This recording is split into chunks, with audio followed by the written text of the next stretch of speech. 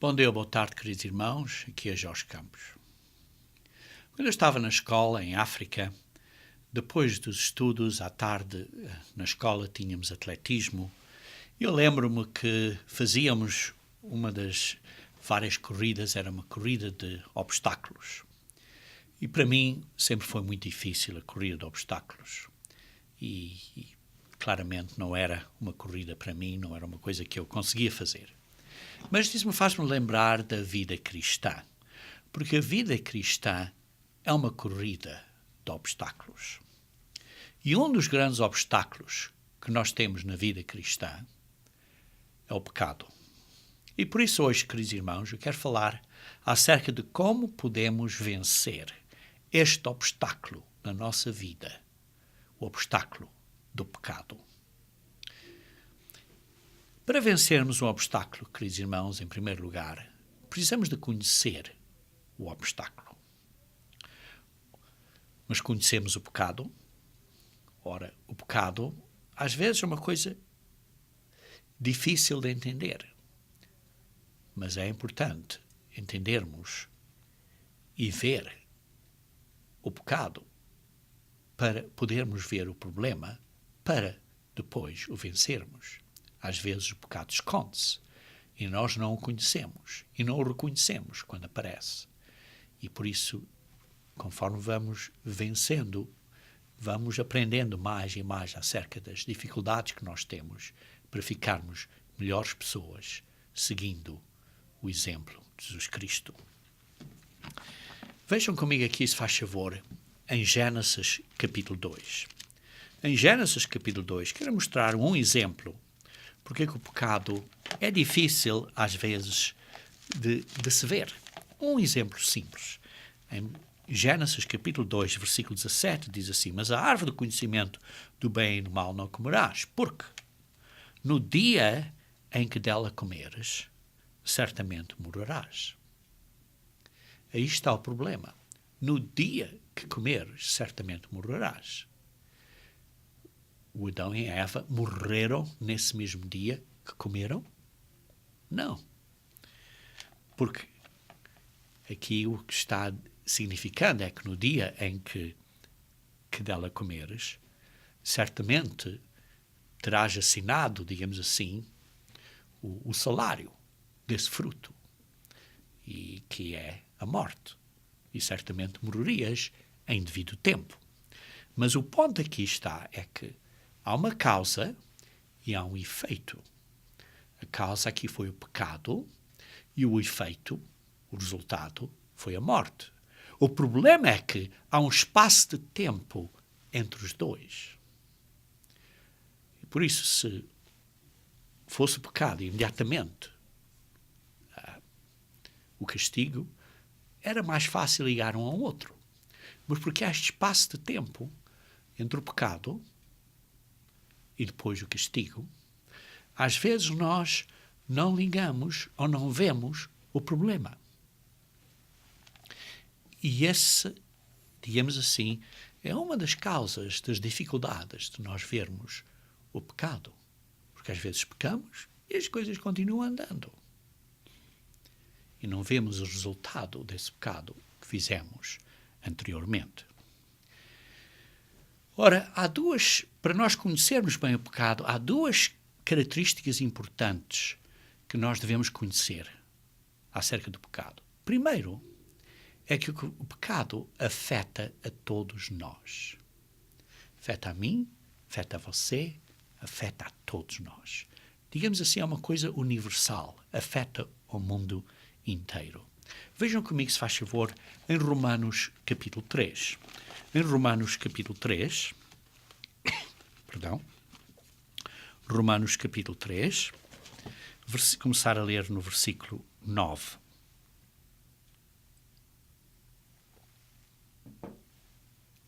Que se conclui: temos nós qualquer vantagem? Não, de forma nenhuma, pois já temos demonstrado que todos, tanto judeus como gregos, estão debaixo do pecado.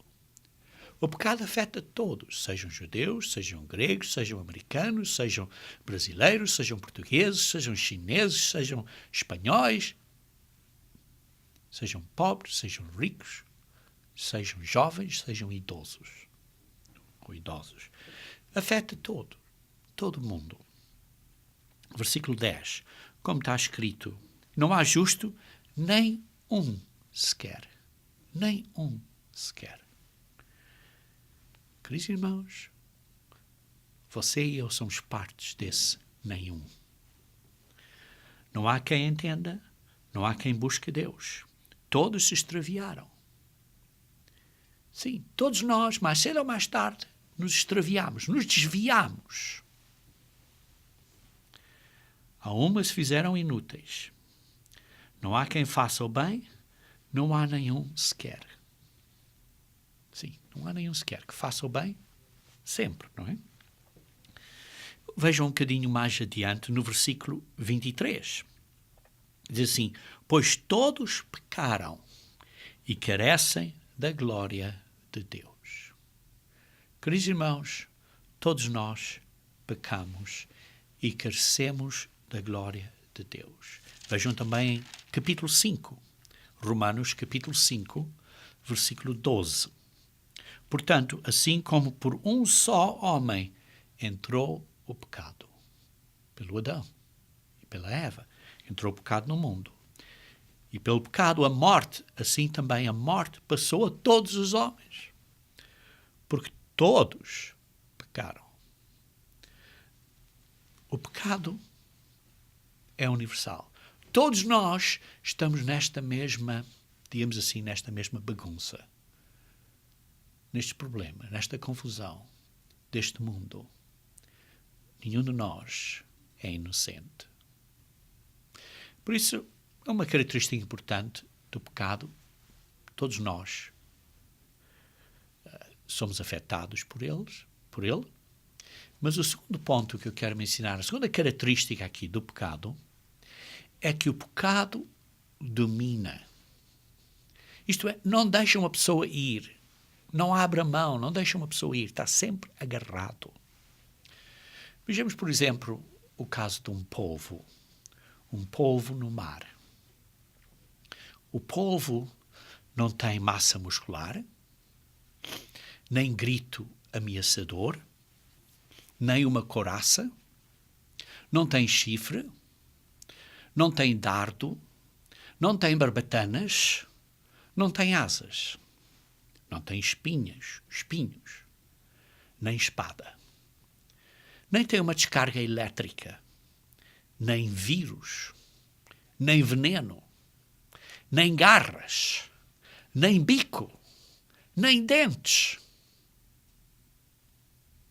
Mas o polvo é, de todos os animais, o mais formidavelmente armado. Qual é a arma do polvo? É estas tentáculos que têm esta ventosa e que se agarram e que chupam e ficam agarrados. Não saem.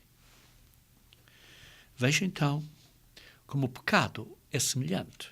O pecado nos ataca, nos agarra e não deixa a nós andar. Vejam aqui, por exemplo, em Tiago, capítulo 1. Tiago, capítulo 1, versículo 14. Tiago 1, versículo 14, diz assim, ao contrário, cada um é tentado pela sua própria cobiça. Quando esta o atrai e seduz, e o agarra, fica atraído, e isto fica agarrado. Então esta cobiça, depois de haver concebido, dá à luz o pecado. Uma vez que uma pessoa deixa-se estar com esta cobiça, fica agarrado nisto, isto o chupa e faz uma vez uma pessoa seja consumado. Como diz aqui, o pecado, uma vez consumado, gera a morte. Queridos irmãos, o polvo, quando se agarra a uma pessoa, não se pode arrancar ou tirar, pois agarra-se estreitamente à sua presa. Como? Pelo vácuo. Cria um vácuo e fica colado e chupa. O polvo quando está a espreitar a sua caça, esquiva-se, diminui-se, parece assim mais inocente, digamos assim. Condensa-se, reduz-se à mais simples expressão, confunde-se com a penumbra, disfarça-se, não se vê, engana, como se fosse uma coisa inocente. Vejam em Romanos capítulo 7, versículo 11. Romanos capítulo 7, versículo 11. Porque o pecado, prevalecendo-se do mandamento, pelo mesmo mandamento me enganou e me matou. O pecado nos engana e depois nos mata, parecendo que não é nada. Quer dizer, diminui-se, condensa-se, reduz-se a uma penumbra como o polvo e confunde-nos. E pensamos, não, é só uma coisa pequena, é só ver isto, ou só fazer isto, ou seja o que for. Então engana. Ou então engana. Por exemplo, é só esta festa, ou esta festinha, um carnavalzinho, uma festa aqui, ou seja o que for, e depois nos agarra. Quantas pessoas já vimos que são enganadas por paixões que começam com uma coisa pequenina, que foi diminuída, mas depois cresce, mas uma vez agarrados nisso, o chupa para dentro como um vácuo que não podem sair. Por isso o polvo, queridos irmãos, é como o hipócrita, pois não se repara nele, mas repentinamente abre-se e ataca. Vejam aqui como Paulo descreveu a Timóteo, no primeiro letra a Timóteo, 1 Timóteo, capítulo 4, versículo 2. 1 Timóteo, capítulo 4, versículo 2. Diz assim, pela hipocrisia dos que falam mentiras. É o que o pecado faz. Dá uma mentira, parece, não, é uma coisa só, uma coisa. Isto é só te dá alegria, só te dá contentamento. Mas é uma hipocrisia, é uma mentira, fala uma mentira. E conforme vai fazendo isso, vai afetando a nossa consciência se nós o permitimos. Vai cauterizando a nossa própria consciência, como diz, pela hipocrisia dos que falam mentiras e que têm cauterizada a própria consciência. Queridos irmãos, o pecado é como se fosse uma máquina pneumática que ataca e chupa, tal como o polvo é uma máquina pneumática que ataca e chupa, que uma vez atado, enviscado, impotente, esta pessoa que foi atada, que foi enviscada, que está a ser controlada por este polvo, digamos assim, o pecado, sente-se lentamente esvaziado, porque está a chupar da pessoa o ar e o sangue. Está a ser esvaziado naquele terrível saco que é o monstro do polvo. É como o pecado. Esvazia uma pessoa e uma pessoa mentalmente e emocionalmente fica vazia. Vejam, continuando aqui em Romanos, capítulo 7, versículo 17. Romanos 7, versículo 17. Veja aqui o que Paulo diz assim. Romanos 7, 17. Neste caso, quem faz isto já não sou eu, mas o pecado que habita em mim. Ele está a dizer, este pecado agora habita em mim, está agarrado a ele, é parte dele, está dentro dele. Como é o o polvo, a tirar o sangue dele, está a afetar, tirar a vida inteira dele. Porque eu sei que em mim, isto é, na minha carne, não habita bem nenhum. Pois o querer o bem está em mim, mas não, porém, o efetuá-lo. Porque não faço o bem que prefiro, mas o mal que não quero, esse faço. Mas se eu faço o que não quero, já não sou eu quem o faz, e sim o pecado que habita em mim. Então, ao querer fazer o bem, encontro a lei de que o mal reside em mim. Porque no tocante ao homem interior, tenho prazer na lei de Deus. Mas vejo nos meus membros outra lei, que é esta natureza humana, que guerreando contra a lei da minha mente me faz prisioneiro da lei do pecado que está nos meus membros. Porque uma vez que o pecado nos agarra,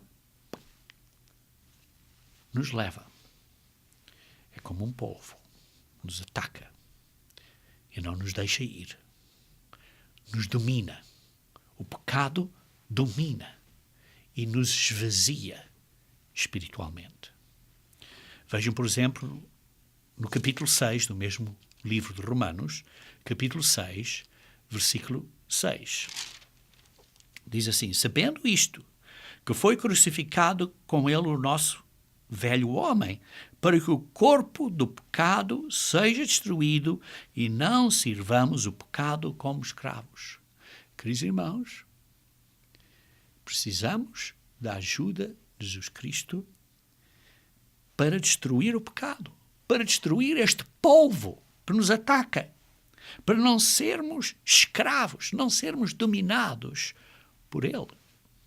Vejam também no versículo 12. Não reine, portanto, o pecado em vosso corpo mortal, de maneira que obedeceis às suas paixões. Precisamos de ter esta mentalidade, dizer, não vamos deixar o pecado nos dominar. Nem ofereceis cada um os membros do seu corpo ao pecado. Não se deixem ser atacados por este polvo do pecado como instrumentos de iniquidade, mas oferecei-vos a Deus como ressurretos dentre os mortos e os vossos membros a Deus como instrumentos da justiça. Precisamos de mudar do velho homem para o novo homem para serem ressuscitados dentre os mortos, para sermos instrumentos da justiça. Temos que o vencer. Temos que vencer. Vejam o versículo 14, diz assim: por o pecado não terá domínio sobre vós. Temos que vencer este domínio do pecado. Porque não estáis debaixo da lei, e sim da graça. E daí havemos de pecar, porque não estamos debaixo da lei, e sim da graça? De modo nenhum. De modo nenhum. Não devemos deixar o pecado nos dominar. Temos que o vencer. Porque não estamos debaixo da pena da lei, porque Jesus Cristo nos perdoou. Então, vemos aqui que o pecado é universal e nos domina. Vejamos então aqui claramente o que é o pecado então. O que é o pecado? Vejam comigo, se faz favor, em 1 João, capítulo 3, versículo 4. 1 João, capítulo 3, versículo 4. Todo aquele que pratica o pecado também transgride a lei. Porque o pecado é a transgressão da lei. O pecado é transgredir a lei. A lei de Deus. Não podia ser mais claro. É desobedecer às leis de Deus. Aos 10 mandamentos. Mas vejamos aqui uma outra escritura, em Efésios capítulo 2, que dá um entendimento adicional aqui ao pecado, que é muito importante sabermos. Efésios capítulo 2. Efésios capítulo 2, versículo 1. Ele vos deu vida quando vós estando vós mortos nos vossos delitos e pecados. Então, a dizer que Jesus Cristo nos deu vida, estando nós mortos nos nossos delitos e pecados. É interessante estudar estas duas palavras, delitos e pecados. A palavra delitos, aqui, vem da palavra grega paratoma, delitos, que significa desvios da verdade ou justiça. Estes delitos são desvios da verdade ou da justiça. Por outro lado, a palavra pecados aqui vem da palavra grega amártia, que quer dizer errar o alvo. Vaguear, errar o alvo. E por isso o pecado, que é transgressão da lei, é um desvio da verdade ou da injustiça, é errar o alvo. Sim, com estes 3 pontos, começa-se a entender melhor o que é o pecado. É a transgressão da lei, mas o fim da lei, como sabemos, é Jesus Cristo, porque Jesus Cristo é o nosso alvo. É o que a lei aponta para o exemplo perfeito. O que completou a lei, é o fim da lei completamente. Ele é o nosso alvo. E por isso, qualquer desvio desse alvo, qualquer erro desse alvo, qualquer delito ou pecado para nos desviar desse alvo, é que é o pecado, que é a transgressão da lei. Eu disse que o alvo é Jesus Cristo. Vejamos aqui em Efésios, capítulo 4, versículo 13 e 14, como Paulo descreve aqui na carta aos Efésios, na epístola aos Efésios, este alvo. Efésios 4, 13 a 14. Diz assim: até que todos cheguemos à unidade da fé, que está a falar da edificação do corpo de Cristo, que é os membros da igreja, o corpo de Cristo, que é a igreja de Deus, até que todos cheguemos à unidade da fé e do pleno conhecimento do Filho de Deus, tenhamos esta unidade de fé e este conhecimento completo, perfeito do Filho de Deus, que é Jesus Cristo, para chegarmos ao homem perfeito, isto à perfeita varonilidade, à medida da estatura da plenitude de Cristo. Isto é o nosso alvo, a medida da estatura da plenitude de Cristo. Esse é o nosso alvo. É para quem nós olhamos. Nós não nos comparamos com a pessoa ao nosso lado, nós comparamos-nos com Cristo. Porque Ele é a estatura, é o alvo que nós devemos nos comparar. Ele é o fim da lei. É para Ele que devemos de olhar. Ele é o nosso alvo. E qualquer desvio, qualquer erro desse alvo é pecado. Então vimos que, primeiro, que o pecado é universal, que o pecado nos agarra, nos domina, tem esta capacidade de não deixar ir. Sabemos que o pecado é desviar do alvo, que é Cristo, que é o fim da lei, que é a transgressão da lei, é o desvio, é este errar ou vaguear deste caminho certo. Então como é que podemos vencer o pecado? Porque o pecado nos agarra, nos domina, nós não temos poder para isso, para o vencer. Como é que podemos vencer? Qual é a solução? Como é que podemos vencer o pecado? Pois o pecado se agarra como um polvo, nos engana e nos domina, não nos deixa ir. Como é que podemos vencer o pecado, o qual nos faz transgredir a lei de Deus, o qual nos desvia do alvo, que é Jesus Cristo? Como é que podemos vencer o pecado?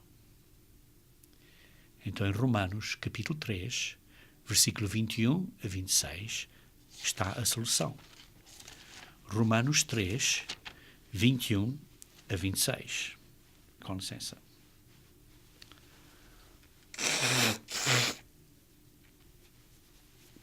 Romanos 3, 21 a 26. Mas agora, sem lei, está a parte da lei, se manifestou a justiça de Deus, testemunhada pela lei e pelos profetas. Sim, que a lei dizia que viria o Messias, que veio Jesus Cristo. Justiça de Deus mediante a fé de Jesus Cristo, porque esta justiça foi porque Jesus Cristo teve fé de fazer o que fez e que sabia que, com a ajuda do Pai, seria ressuscitado através do poder do Espírito Santo, e por isso teve fé de o fazer, mediante a fé de Jesus Cristo, para todos e sobre todos os que creem, porque não há distinção, pois todos pecaram e carecem da glória de Deus. Sendo justificados gratuitamente pela sua graça. Aqui está a solução. Somos justificados. Somos feitos justos. Isto é, a multa deste pecado é paga de graça, pelo que Jesus Cristo fez por nós, morrer por nós. Mediante a redenção que há em Jesus Cristo, mediante, digamos assim, o pagamento, o resgate que Ele pagou por nós, dando a vida dele por nós, pela nossa. A quem Deus propôs no seu sangue como propiciação. Quem Deus propôs, através do sangue dele, ser, digamos assim, um propiciatório, ser uma coisa para cobrir os nossos pecados, uma coberta de misericórdia. Mediante a fé, para manifestar a sua justiça, por ter Deus, na sua tolerância, deixado impunes. Isto é, fechou os olhos, perdoou, passou por cima, deixou passar, deixou impunes os pecados anteriormente cometidos. Tendo em vista a manifestação da sua justiça no tempo presente, para ele mesmo ser justo e o justificador daquele que tem fé em Cristo. Ele é o justificador se nós acreditamos, temos fé que o que ele fez é suficiente para nós. Ele é o justificador. Ele é o que paga a multa do nosso pecado, da nossa transgressão, a multa de quebrar a lei. Ele é que paga de graça pela sua redenção, como lemos aqui, através da propiciação do seu sangue. Queridos irmãos, esta é a solução. Esta é a solução. Somos justificados, somos perdoados, os pecados são pagos, estes pecados anteriormente cometidos, são pagos pelo sacrifício de Jesus Cristo, pela sua graça. E por isso, temos que ter fé em Jesus Cristo. Acreditar que o pagamento que Ele fez é suficiente para pagar os seus e os meus pecados. Sim, porque algumas pessoas têm dúvidas e por isso precisamos ter fé, temos que acreditar que o pagamento que Ele fez é suficiente para nós.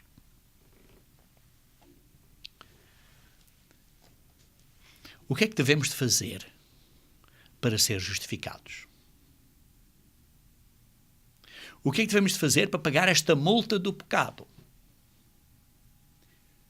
A resposta é nenhuma obediência ou quantia de obediência à lei paga ou justifica os nossos pecados. Paga pelos nossos pecados, nos justifica dos nossos pecados. Porque obedecer não paga a multa. Obedecer às leis de tráfico não paga a multa de você ter quebrado a lei de tráfico no passado. Obedecer não paga a multa. Como diz em Romanos, capítulo 7, versículo 7. Romanos 7, 7. Diz assim: que diremos, pois, é a lei pecado? Não, de modo nenhum. Mas eu não teria conhecido o pecado senão por intermédio da lei, pois não teria eu conhecido a cobiça se a lei não me tinha dito, não me dissera, não cobiçarás. A lei, os 10 mandamentos de Deus, dizem-nos o que é o pecado. Os 10 mandamentos de Deus dizem-nos o que é o pecado. A lei expõe o pecado, define o pecado, identifica o pecado. Não é a solução do pecado, mas identifica o pecado. Vejamos então também em Gálatas, capítulo 2, versículo 16. Gálatas, capítulo 2, versículo 16.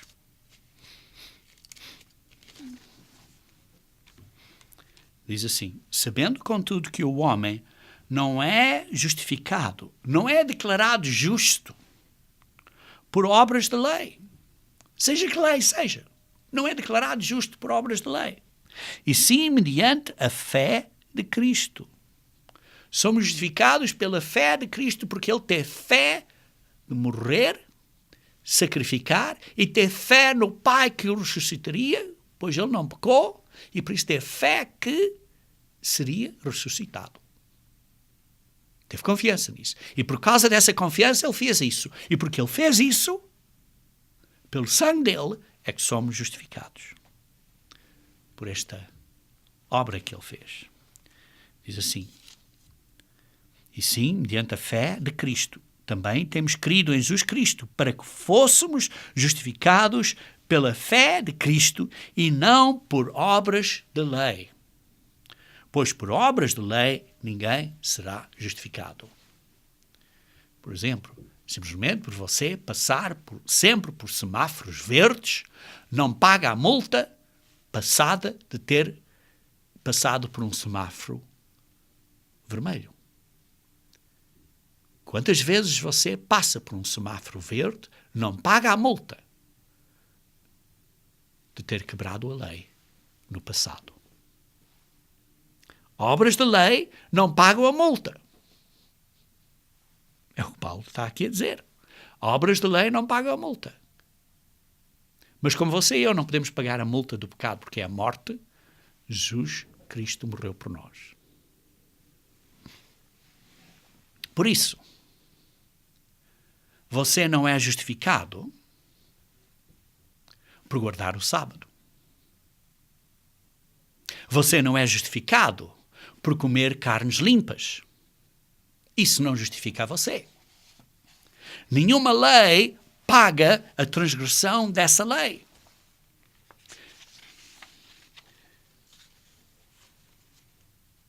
Não estou a dizer que devemos quebrar o sábado. Estou a dizer que obedecer ao sábado não paga, não nos justifica. Obedecer a lei ou obras de lei não pagam a multa de quebrar a lei.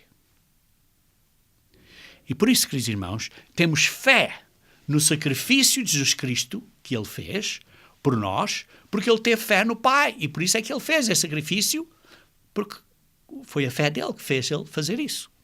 E por isso temos completa confiança e fé no sacrifício dele, no que ele fez por nós.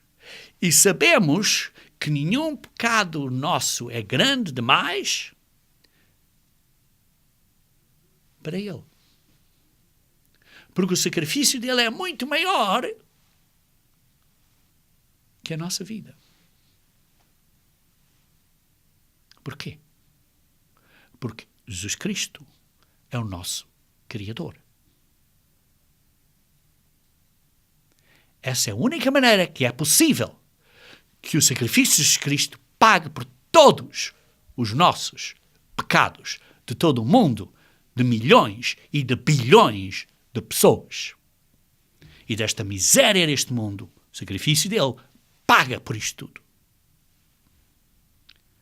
Porque a vida dele é mais importante que todas as nossas vidas, porque ele é o nosso Criador.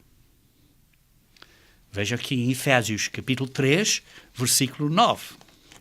Efésios capítulo 3, versículo 9. É importante ler este versículo na Almeida Corrigida e Fiel, porque a Almeida Corrigida e Fiel tem o manuscrito grego, traduz o manuscrito grego completamente neste versículo. A Almeida Corrigida e Fiel traduz corretamente o grego. Outras versões estão a engolir parte do original do manuscrito grego. Ora, o que é que a Almeida Corrigida e Fiel diz? E demonstrar a todos qual seja a dispensação do ministério que desde os séculos esteve oculto em Deus, que tudo criou por meio de Jesus Cristo. O manuscrito original grego diz aí que tudo criou, ou que criou todas as coisas por Jesus Cristo. As palavras por Jesus Cristo estão no manuscrito grego original, em Jesus Christus. Queridos irmãos, Jesus Cristo foi o nosso Criador. Vocês podem ler isso também em Colossenses, capítulo 1, 16 e 17. Mas talvez mais do que isso, quero mostrar a vocês Hebreus. Hebreus, capítulo 1. Hebreus, capítulo 1. Hebreus, capítulo 1.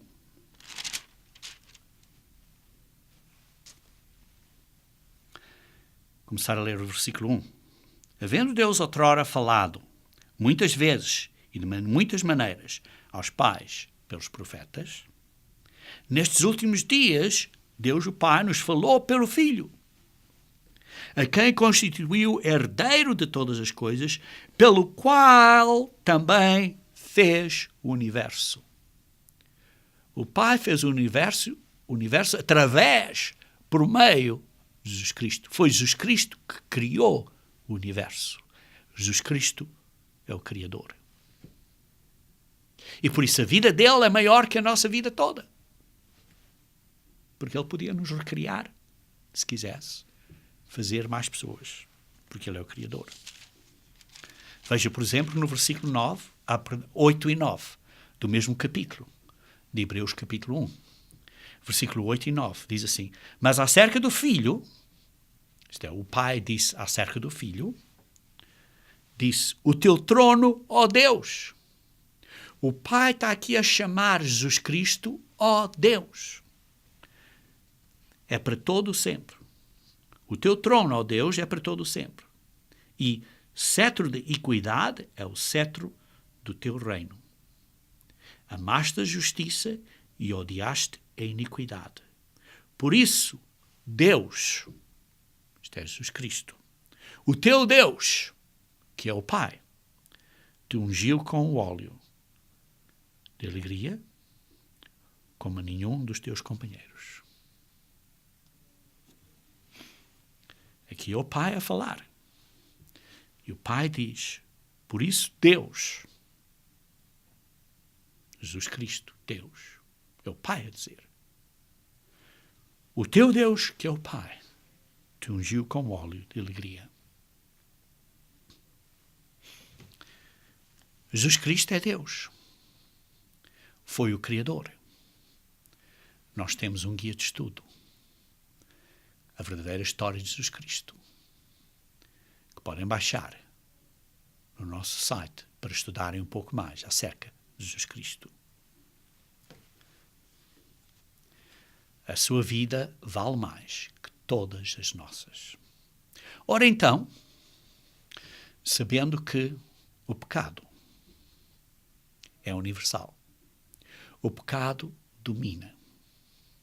Sabendo que o pecado é o desvio do alvo que é Jesus Cristo.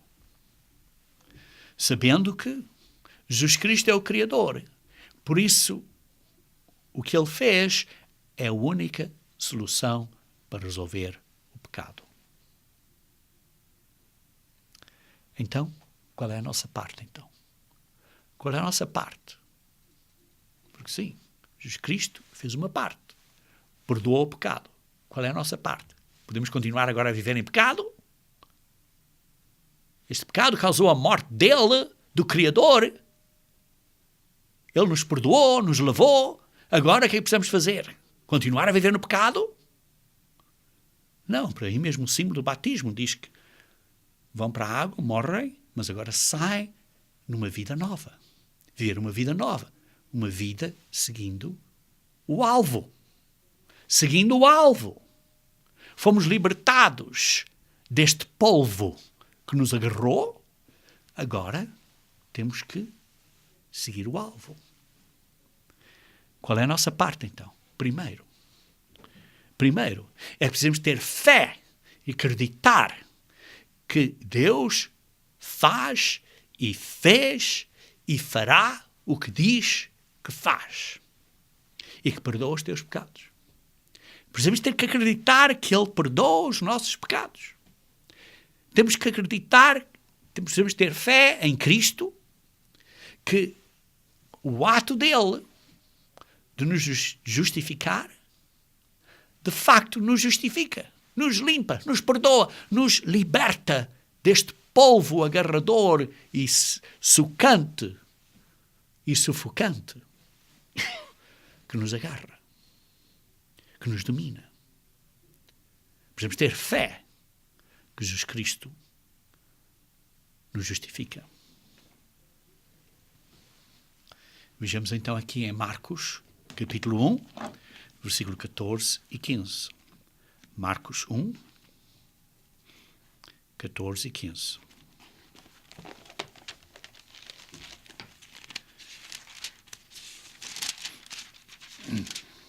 Diz assim: depois de João ter sido preso, isto é João Batista, foi Jesus para a Galileia, pregando o evangelho do reino de Deus.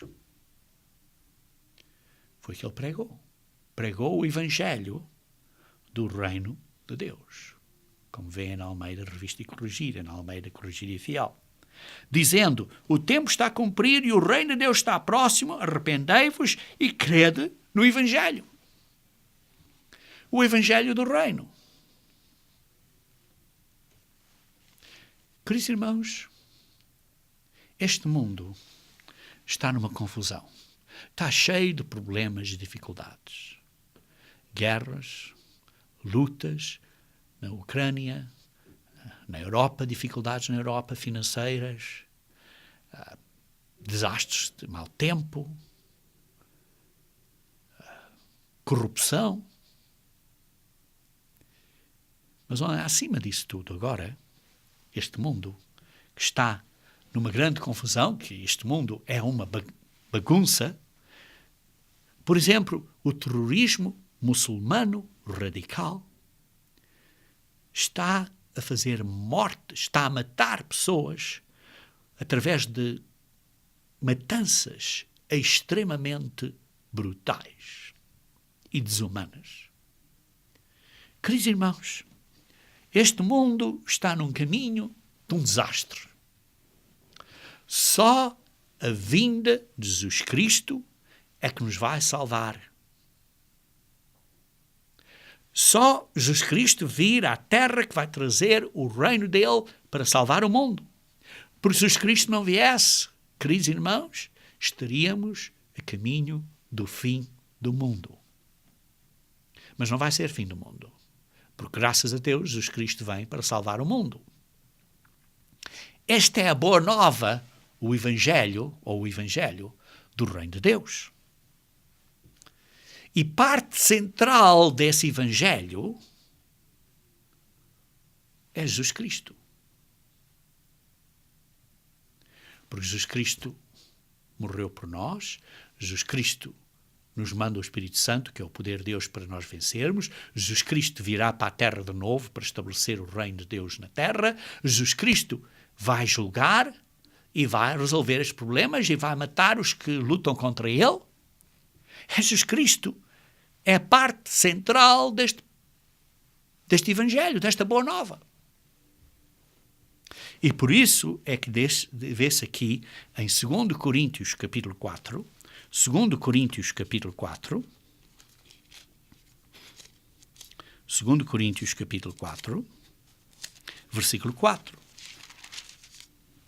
Diz assim: nos quais o Deus deste século, que é Satanás, cegou o entendimento dos incrédulos, para que lhes não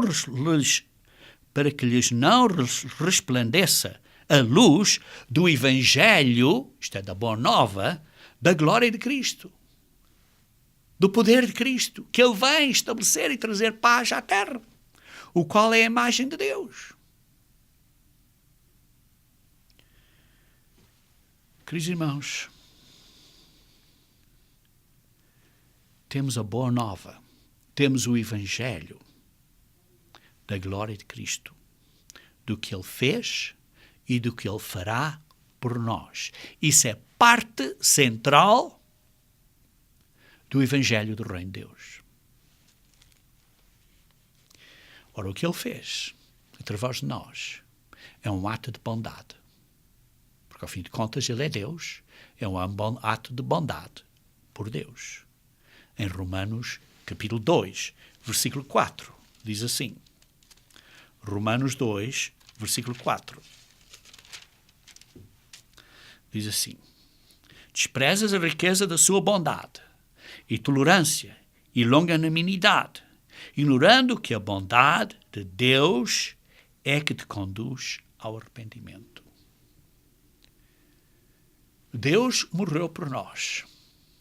Deu a vida dele de graça por nós, porque nos ama.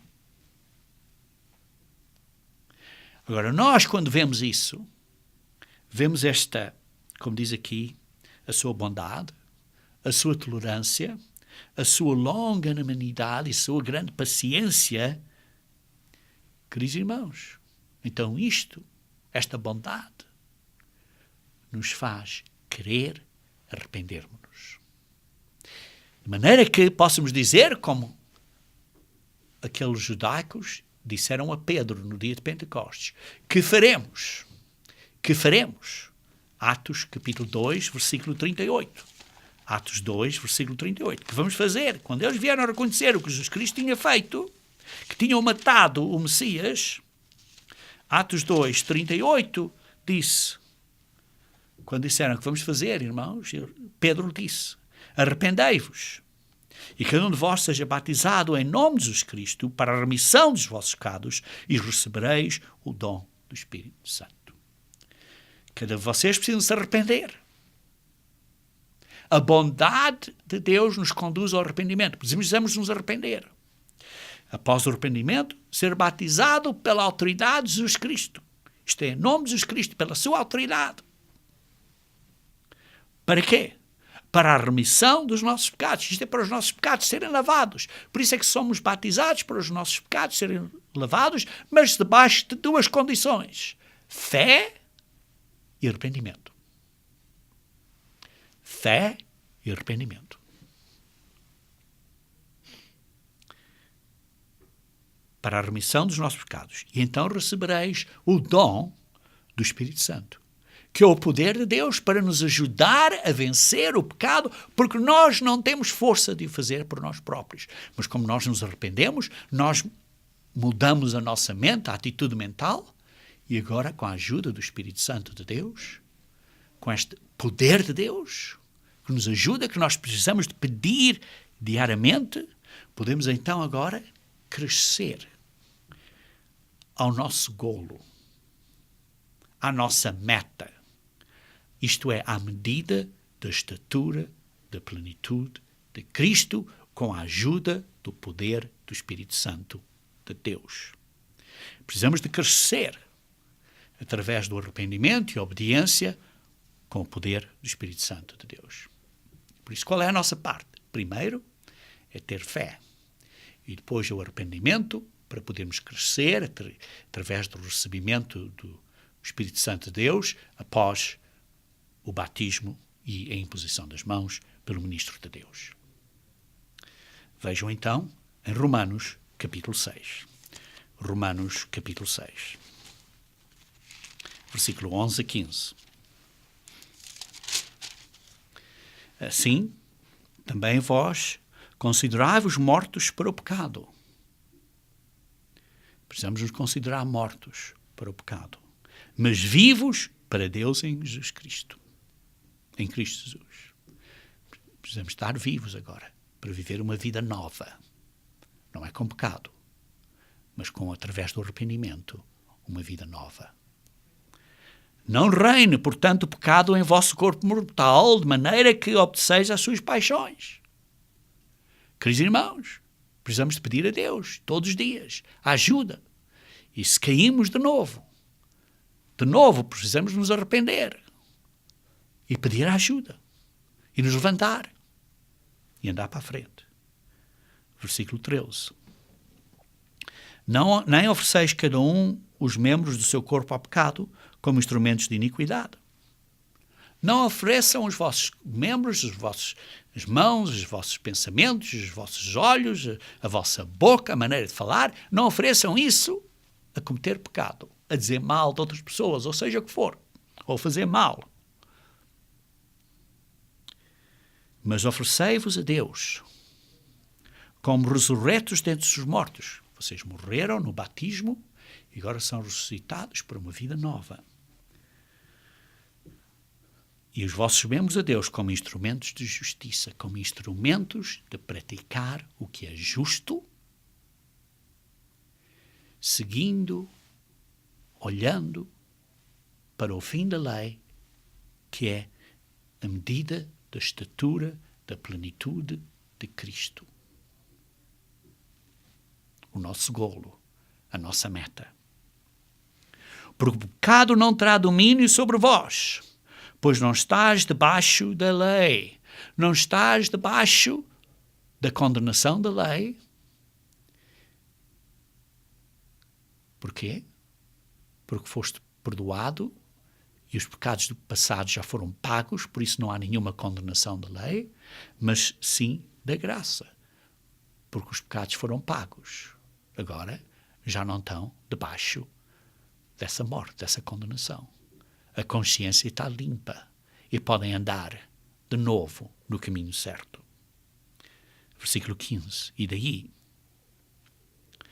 Havemos de pecar porque não estamos debaixo da lei e sim da graça? De modo nenhum. De modo nenhum. De modo nenhum. Precisamos de obedecer. Precisamos de crescer neste arrependimento e obediência através do poder do Espírito Santo. Precisamos estar a crescer. Vejam também capítulo 8, versículo 7 a 9. Diz assim: por isso o pendor da carne é inimizade contra Deus, pois não está sujeito à lei de Deus, nem mesmo pode estar. Esta inclinação, esta atitude mental, física, de ser bem, quer fazer as coisas físicas, estas paixões físicas, isso é inimizade contra Deus. Isso é o que é o pecado que quer levar-nos a como este polvo que nos chupa e nos leva.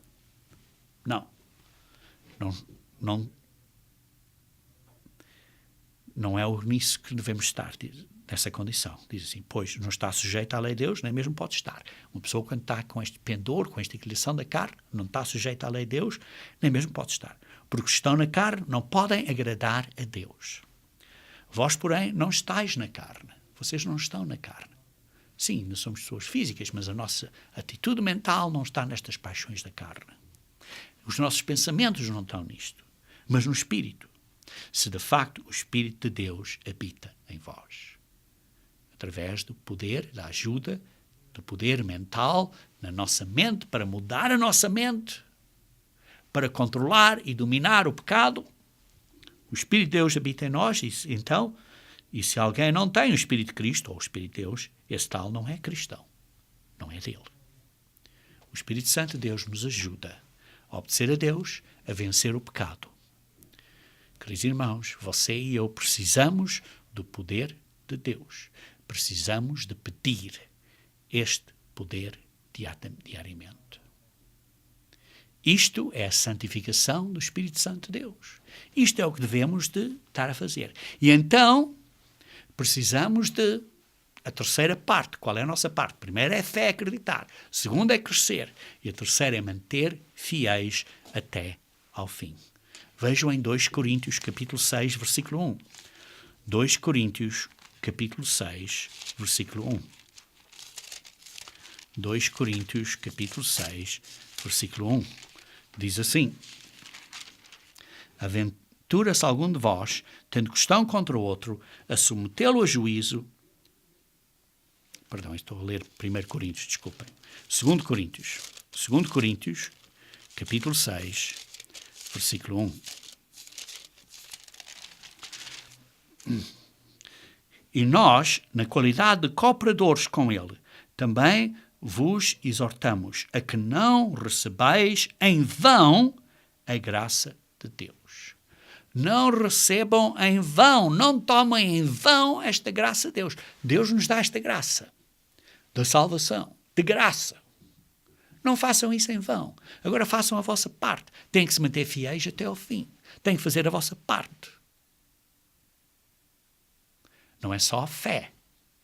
Vejam em Tiago, capítulo 2, versículo 24. Tiago, capítulo 2, versículo 24.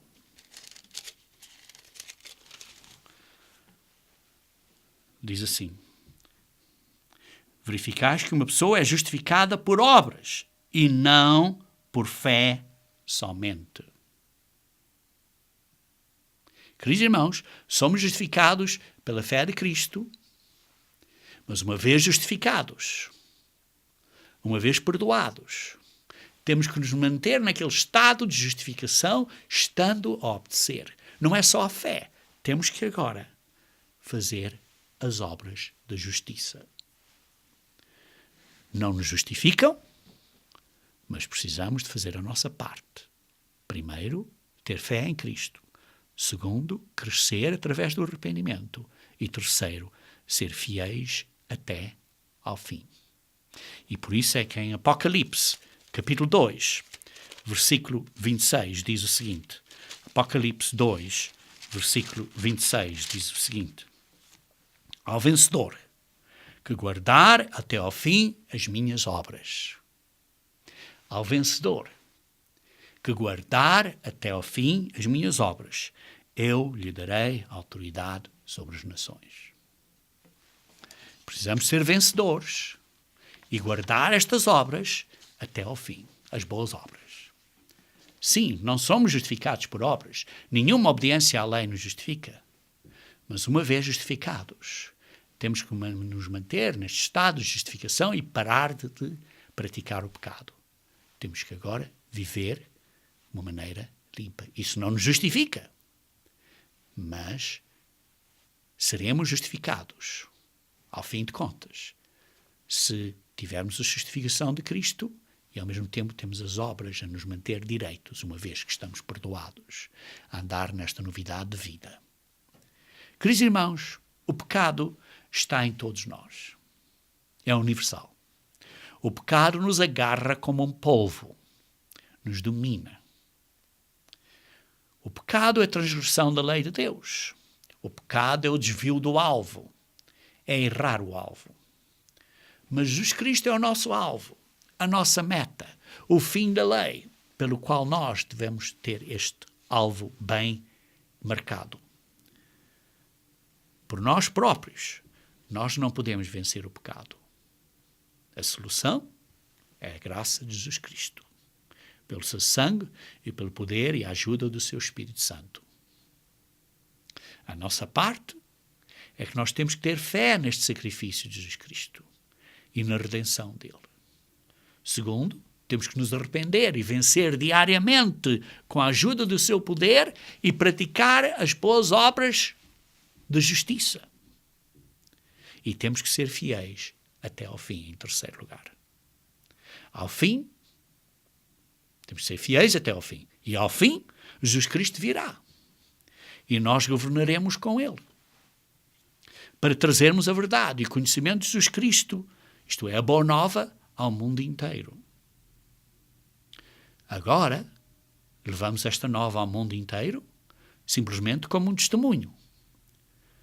Mas quando Jesus Cristo vier, então faremos isso na sua inteireza com a ajuda de Jesus Cristo, para que o mundo inteiro venha a entender o verdadeiro sacrifício de Jesus Cristo, para que o mundo inteiro venha a entender a bondade de Deus e para que o mundo inteiro se arrependa quando Jesus Cristo estiver cá na terra após a sua segunda vinda. E então o mundo inteiro terá uma oportunidade de vencer o pecado. E sim, o mundo inteiro vencerá o pecado. E finalmente, então, o mundo inteiro terá paz, alegria, prosperidade e saúde. Mas que boa nova nós temos, queridos irmãos. Nós temos o privilégio hoje de saber. Temos o privilégio de praticar como os primeiros, como peregrinos, como as primícias. E temos o privilégio de vir a ser uma parte da solução deste mundo. A graça do Senhor Jesus Cristo esteja com todos vós. Amém.